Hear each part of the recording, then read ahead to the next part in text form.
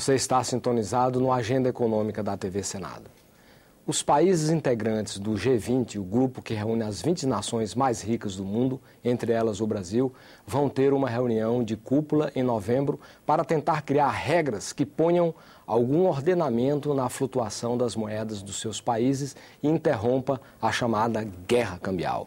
Por essa guerra, o país que mantém sua moeda mais desvalorizada em relação ao dólar norte-americano leva grande vantagem sobre os demais, pois, desse modo, estimula suas exportações e desestimula importações. Com isso, garante mais renda e mais empregos no seu território e leva vantagem em suas contas externas. O Agenda Econômica de hoje vai entrar mais fundo na intricada questão cambial. Para isso, encontra-se conosco o professor José Luiz Oreiro, da Universidade de Brasília, UNB. Participa dessa entrevista o jornalista Davi Meric. Professor, muito obrigado pela sua presença nos estúdios da TV Senado. Eu que agradeço mais uma vez o gentil convite. Professor, Bretton Woods foi um acordo importantíssimo no pós-Segunda Guerra, em que se fixou ali um conjunto de regras básicas de convivência entre os países, inclusive na questão cambial. Eu queria que o senhor fizesse um pouco um paralelo, quer dizer, como é que funcionou o sistema de Bretton Woods, por que ele faliu, que ele depois ele morreu, e como que é hoje, como é que funciona hoje a convivência entre as moedas de todos os países. Bom, Bretton Woods foi um caso excepcional, talvez, na história do capitalismo mundial. Por que foi um caso excepcional? Porque você estava terminando a Segunda Guerra Mundial, quer dizer, na verdade, o acordo de Bretton Woods foi feito em 1944. Bretton Woods é o nome da floresta canadense, né, em que se encontraram os ministros e economistas das principais nações que haviam vencido a Segunda Guerra Mundial, leia-se basicamente Estados Unidos e Grã-Bretanha, né? Bom, a ideia era formar uma nova ordem econômica mundial e as pessoas tinham muito claro uma coisa, que nunca mais deveria ocorrer uma crise como a crise de 1929. A crise de 1929, ela significou não só o quase fim do capitalismo, mas o quase fim da democracia. Quer dizer, vale lembrar, né, que com a crise de 1929, nós tivemos na década de 30 a emergência dos regimes totalitários na Alemanha, na Itália, enfim. E mesmo nas democracias ocidentais, os regimes mais democráticos e liberais passaram a ficar mais desacreditados. Então, havia esse desejo por parte das potências vencedoras da Segunda Guerra Mundial de que nunca mais se repetisse a crise de 1929. E um diagnóstico comum na época é de que a gravidade da crise de 1929 ela havia sido causada por questões de câmbio e de balança comercial. Mas é incrível que a crise é de 29 dos anos 30 e o acordo só depois da Segunda Guerra em 44. Bom, porque aí também de 1939 a 1945 não dá para você fazer acordo nenhum. Quer dizer, o que aconteceu de 1930 a 1939 foi algo muito similar ao que a gente está observando agora, uma guerra cambial, em que os países tentavam se livrar dos efeitos da crise, principalmente sobre o emprego, praticando uma política que é uma política de empobreça seu vizinho. Ou seja, você desvaloriza a sua taxa de câmbio para então conseguir exportar mais para os outros países, importar menos, e com isso você, no fundo, estava fazendo uma política de exportação do desemprego.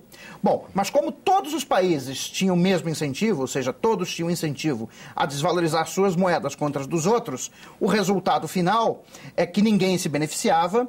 Na verdade, o volume de comércio caiu muito na década de 30, e aí abriu espaço para soluções, vamos dizer assim, totalitárias, as soluções do nazismo e do fascismo. O senhor vê alguma semelhança com a crise cambial que estão comentando hoje no mundo, com 29? Olha, semelhança tem, tá? No seguinte sentido, de que se trata de uma resposta a uma crise econômica. Quer dizer, concretamente, esse episódio que nós estamos vivendo agora de crise cambial decorre do fato de que a economia americana ainda não se recuperou da crise de 2008, após a falência dos Lehman Brothers, né? Os instrumentos tradicionais de política econômica para lidar com problemas estão esgarçados. Por exemplo, a política fiscal, e aí acho que foi um erro do presidente Obama, ele foi muito tímido no seu pacote de estímulo fiscal quando ele tinha condições políticas para fazer, né, que é logo no início do seu mandato. Fez um pacote de apenas 750 bilhões de dólares, que era um pacote que vários economistas, inclusive Paul Krugman, diziam que havia um grande risco de não funcionar por ser um pacote pequeno, né? E, de fato, o que se observou de lá para cá é de que esse estímulo fiscal ele não foi suficientemente grande, dado o tamanho da crise. Para vocês terem uma ideia de qual é o problema hoje na economia americana, em 2007, a taxa de poupança das famílias estava em torno de 0%. Hoje, a taxa de poupança das famílias está entre 5% a 7% da renda. Ou seja, as famílias norte-americanas fizeram um ajuste no seu fluxo de consumo e poupança bastante significativo. Por isso que a economia americana ainda está em recessão. O fato de que o consumo caiu muito nos Estados Unidos, o pacote de estímulo fiscal não foi suficiente, as taxas de juros já estão em 0%, então o Federal Reserve não tem mais como usar um instrumento tradicional de redução de taxa de juros para estimular a economia, então só sobra um mecanismo. O mecanismo é o que os economistas chamam de quantitative easing, ou, numa tradução literal, relaxamento quantitativo da política monetária. O que se trata isso? Trata-se basicamente o seguinte: o Federal Reserve imprime dinheiro para comprar títulos públicos e privados. No duro, o que o Federal Reserve está fazendo é financiar déficit público com emissão de moeda. Imprime simplesmente. Imprime para financiar manda gasto. na moeda exatamente isso que está acontecendo. E qual é a repercussão disso sobre o câmbio? Quer dizer, bom, você está imprimindo uma montanha de dinheiro, né, que não tem aplicação rentável nos Estados Unidos, seja porque a taxa de juros de curto prazo está em 0%, seja porque os bancos não emprestam dinheiro. Quer dizer, hoje, para vocês terem uma ideia, as reservas bancárias nos Estados Unidos superam os depósitos à vista. Ou seja, os bancos têm mais reservas do que depósitos. Tá? Agora, professor, alguns economistas acham que o que os Estados Unidos, essa flexibilização monetária, esse aumento de liquidez que determinado lá pelo Federal Reserve, não consiste basicamente em emissão de moeda, mas sim o Tesouro Americano está entrando, comprando os títulos de volta e jogando dinheiro no mercado. Quer dizer, há uma expansão da base monetária, mas via compra de títulos e não simplesmente de imprimir papel moeda. Não, mas veja bem, é exatamente a mesma coisa, porque quando o Banco Central faz a política de relaxamento quantitativo, ele está aumentando a base monetária, ele está imprimindo dinheiro, está comprando títulos públicos que estão nas mãos do setor privado. Ou seja, na prática, é como se o Banco Central estivesse dando dinheiro para o Tesouro. Não é exatamente isso, porque tem intermediário. Ou seja, o Tesouro primeiro vende o título para o setor privado e depois vem o Banco Central e compra o título do setor privado através da emissão de moeda. Né? Mas tirando esse intermediário, é exatamente a mesma coisa. Agora, voltando ao ponto da relação da emissão de moeda com câmbio. Bom, como esse dinheiro não tem aplicação rentável nos Estados Unidos, ele simplesmente vai sair dos Estados Unidos, buscando oportunidades rentáveis de aplicação. E aí, quais são as oportunidades rentáveis de aplicação? Na Europa, não dá, porque também está em recessão. No Japão também não dá, porque está em recessão. Basicamente, são os países emergentes. Aí nós temos os países sudeste asiático e os países da América Latina. Professor, eu queria voltar depois para esse assunto, com mais detalhe, para a gente não perder um pouquinho Bretton Woods. Eu queria um pouco voltar ao passado, porque eu acho importante para a gente entender esse presente. Veio a guerra de 39 a 45, quer dizer, em 44 fazem um acordo do Bretton Woods, em 47 ele entra em aplicação. Em que consistia de fato esse acordo para esse convívio das moedas? Isso aí a gente saltou essa parte. Então, o acordo de Bretton Woods estabelecia alguns princípios básicos da nova ordem econômica internacional. Primeiro, um sistema de taxas fixas de câmbio, porém ajustáveis. Né? Então, você estabelecia... Como é isso? Como é que funciona isso? Como é que funcionava? Você estabelecia taxas de câmbio fixas das diversas moedas contra o dólar americano e do dólar americano contra o ouro. Então, você tinha um sistema chamado dólar-ouro. Padrão ouro. Era um padrão ouro-dólar, na verdade. Era um padrão ouro-dólar. Porque as moedas tinham taxas fixas de câmbio contra o dólar e o dólar contra o ouro. Bom, mas era um sistema de taxas de câmbio fixa, porém ajustável. Ou seja, é um sistema diferente do que prevaleceu, por exemplo, na Argentina até 2001. Na Argentina estava na Constituição, ou seja, você não pode mudar a taxa de câmbio, 1 para 1 e acabou. No sistema de Bretton Woods, não. Se um país tivesse um desequilíbrio estrutural no seu balanço de pagamentos, tá? Então ele poderia fazer uma desvalorização de até 20% da taxa de câmbio. Obviamente que acordado dentro do contexto do Fundo Monetário Internacional. Mas ele poderia fazer essa desvalorização e o Fundo Monetário Internacional foi criado, tá, no acordo de Bretton Woods para facilitar esse tipo de ajuste. Ou seja, enquanto o país está fazendo, né, o ajuste estrutural no seu balanço de pagamentos, ele poderia ter acesso à linha de crédito ou de empréstimos do Fundo Monetário Internacional para fazer a suavização, né, desse ajuste sobre o nível de renda. Então, o primeiro princípio do sistema de Bretton Woods era o regime de taxas de câmbio fixa, porém ajustável. Segundo princípio, que isso é extremamente importante para a discussão que a gente tem hoje, né, eram proibidos os movimentos de capitais especulativos de curto prazo. Eles foram terminantemente proibidos pelo acordo de Bretton Woods. Você só poderia ter investimento externo direto. Tá?